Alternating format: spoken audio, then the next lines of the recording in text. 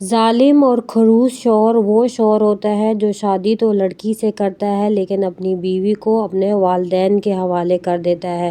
ہر کام ماں باپ کی مرضی سے ہوتا ہے۔ والدین کی اجازت ہوگی تو بیوی سے بھی بات کرے گا۔ اگر والدین کی اجازت نہیں تو بیوی سارا دن گھر کے کام کرتی رہے، اسے کوئی پرواہ نہیں۔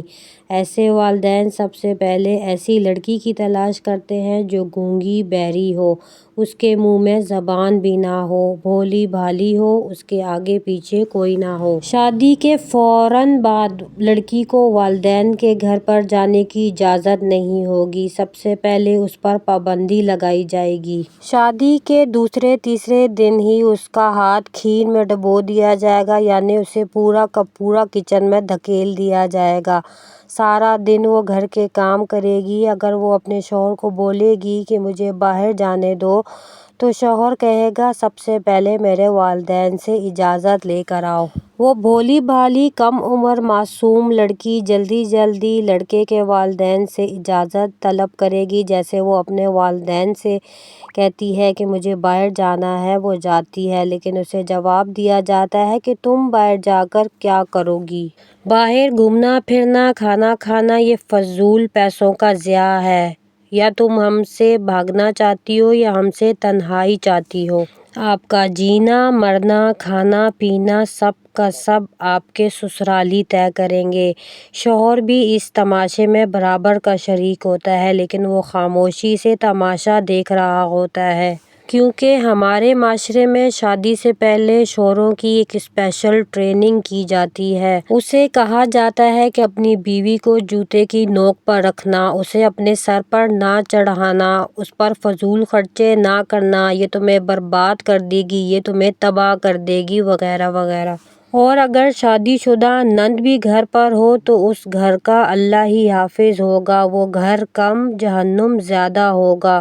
کوئی نہ کوئی فتنہ فساد ہمیشہ تیار ہوگا۔ السلام علیکم، دس از می رضوانہ وقار۔ یہ سچی کہانی میری زبانی جو میری اپنی ہی دوست کی ہے، جس نے اپنی دکھ بھری کہانی مجھے سنائی۔ یہ سارے حالات جو میں پہلے آپ کو بتا چکی ہوں، اگر کسی بہن یا بیٹی پر گزر رہی ہو تو اس کی ذہنی حالت کیا ہوگی جہاں شوہر بھی ساتھ نہ دے۔ سسرال والے ہمیشہ اسی سوچ میں مصروف رہتے ہیں کہ اب اگلا ہدف اس کے لیے کیا تیار کیا جائے۔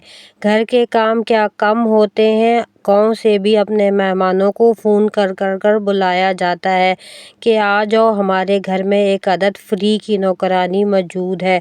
دن بھر کام کاج، بچے اور مہمانوں کی دیکھ بھال کرتے ہوئے وہ تھک ہار جاتی ہے۔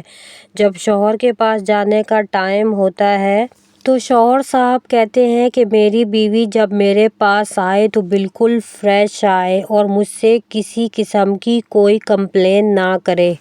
شوہر کی کمائی سے پورا گھر پل رہا ہوتا ہے، نندیں، نند کے بچے اور اس کے شوہر، ساس سسر، اپنے بچے، لیکن بیوی کے لیے 1 روپیہ بھی نہیں ہوتا۔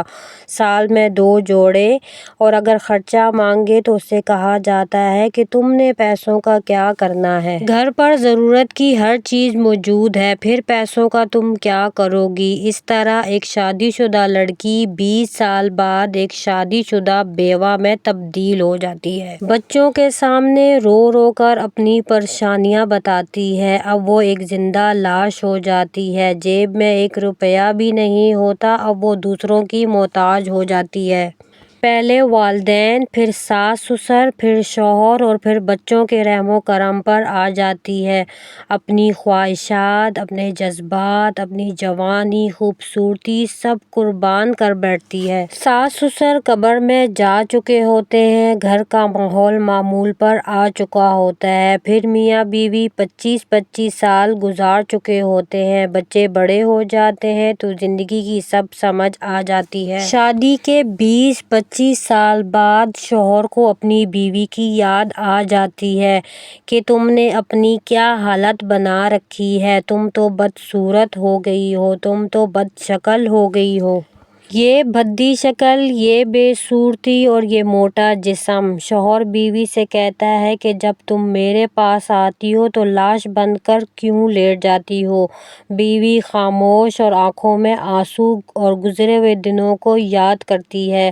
بیوی بچوں کے لیے خاموش ہو جاتی ہے، وہ سب کچھ آسانی سے سہ رہی ہوتی ہے۔ شوہر کے پاس دولت، بچے، عزت سب کچھ ہوتا ہے، لیکن اس کے ساتھ ایک زندہ لاش بھی ہوتی ہے۔ بیوی کی صورت میں اب زندگی کی اصل کہانی شروع ہو جاتی ہے۔ شوہر کو بیوی کی یاد آتی ہے، عمر 40 سے 50 سال ہو چکی ہوتی ہے۔ اب کچھ بیویاں دوبارہ نئی زندگی کا آغاز کرتی ہیں اور کچھ ڈپریشن کا شکار ہو جاتی ہیں۔ جو بیویاں دوبارہ زندگی کا آغاز کرتی ہیں وہ ڈپریشن سے بچ جاتی ہیں، ماضی کو بھول جاتی ہیں اور اپنے اوپر توجہ دیتی ہیں۔ انہیں اپنے بال، لباس اور جسم کا خیال آ جاتا ہے۔ وہ بچوں کے لیے روزانہ اپنے آپ کو تیار رکھتی ہیں۔ شوہر کو بھی 20-25 سال گزر جانے کے بعد اس چیز کا احساس ہو چکا ہوتا ہے کہ میں نے اپنی زندگی اپنے ہی ہاتھوں سے برباد کر دی، میں نے اپنا قیمتی وقت ضائع کر دیا، والدین کی جائز اور ناجائز باتیں مانی۔ اب وہ ٹوٹ پھوٹ کا شکار ہو جاتا ہے اور اسے عقل آ جاتی ہے کہ اس دنیا میں میری بیوی ہی میرا سچا ساتھی ہے۔ ہمارے گھروں میں اکثر اسی قسم کے حالات چل رہے ہوتے ہیں۔ مڈل کلاس اور لو مڈل کلاس میں بہوؤں کا یہی حشر کیا جاتا ہے۔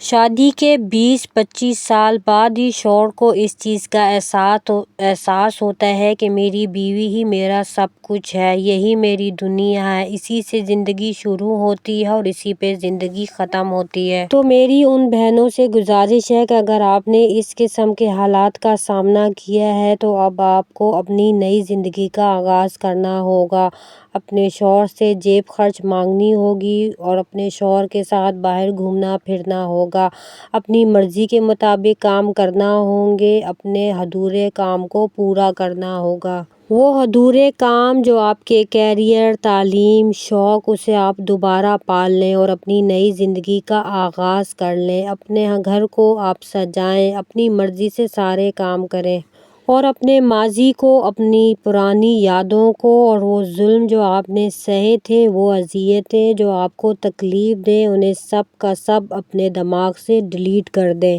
اپنی پرانی دوستیں تلاش کریں اور ان کے ساتھ وقت گزاریں، انجوائے کریں، آگے بڑھیں، اپنی سوچ کو پاک صاف رکھیں۔ ہر وہ ظلم اور منفی بات جو آپ کو ذہنی اذیت دیں، ان تمام باتوں کو ایک شاپر میں جمع کریں اور کچرے کے ڈھیر پر پھینک آئیں۔ اپنی نئی زندگی کا آغاز کریں۔ وہ ادھورے کام جنہیں آپ نے چھوڑ دیا تھا انہیں دوبارہ شروع کریں، اپنی تمام خواہشات کو پورا کریں اور ہاں، اپنی بیٹیوں کو اس قابل ضرور بنائیں کہ وہ دوسروں کے ہاتھ کا کھلونا نہ بنیں۔ ہمیشہ اپنی کیریئر، تعلیم پر توجہ دیں۔ گول روٹی سکھانے کے بجائے انہیں زندگی کی حقیقت کے بارے میں بتائیں۔ اگر ویڈیو اچھی لگے تو انہیں اپنے فرینڈ اینڈ فیملی ممبرز کے ساتھ شیئر کریں۔ ملتے ہیں نیکسٹ اور یونیک ویڈیو میں۔